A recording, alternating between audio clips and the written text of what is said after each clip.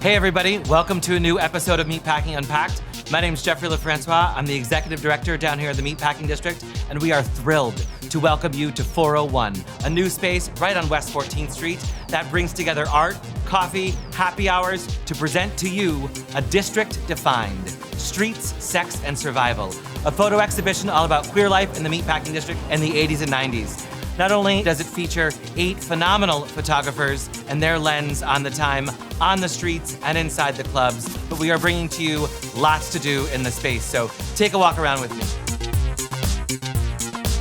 30 and 40 years ago, this neighborhood was one of the few neighborhoods in North America where a certain subset of people found a safe space and found a community.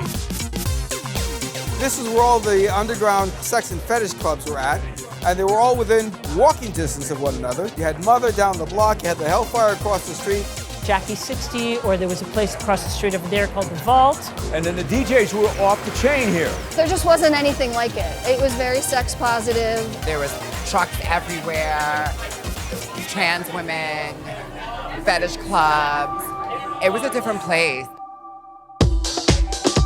Lola Flash is with us. You said you moved to New York in the 80s. How did you find yourself in the Meatpacking District on 14th Street? I was a bartender right over there at the Click Club, and all the trans folks would come right before they got ready to work. We would give them drinks and we would kind of dance around with them. But even though it was fun, I just always remember like praying when they left, because some people, you know, were targeted just like nowadays, you know what I mean? And your photography itself is very different than what we have on display. Tell us a little bit about how you bring the colors in. Basically, I reverse the colors. So warm colors become cool colors.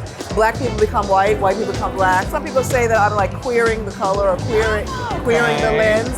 I used to tell the girls, you know, when I see them at the club, I'd be like, do you want to be in the slideshow? Because back then we would do slideshows, right? Sure. Carousel. Well, I'll make you red or green or blue. No one's going to know who you are.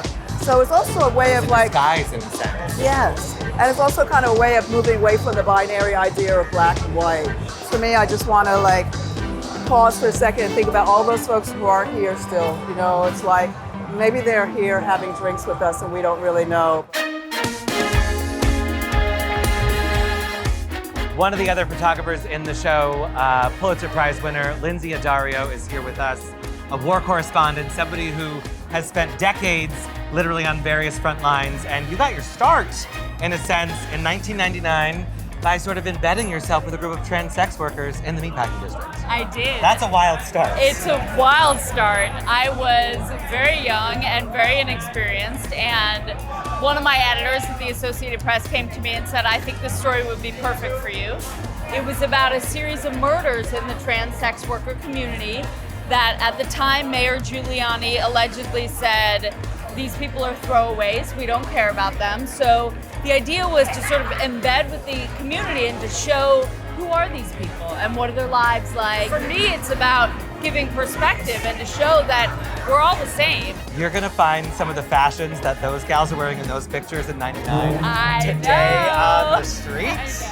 But Meatpacking then Meatpacking today, what is sort of your experience and what's your sense? I mean, it's such a different place. I used to come out here almost every Thursday, Friday, Saturday night. None of this existed. It was Florent. It was like, you know, the streets were desolate after a certain hour. And we used to just hang out all night till 2, 3 in the morning. And now it's very hip and beautiful and fun, but it's very different.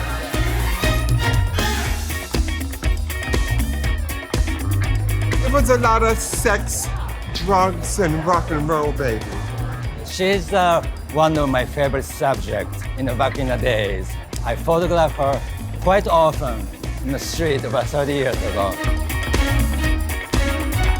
It was a way of me making money. I made the best out of a bad situation.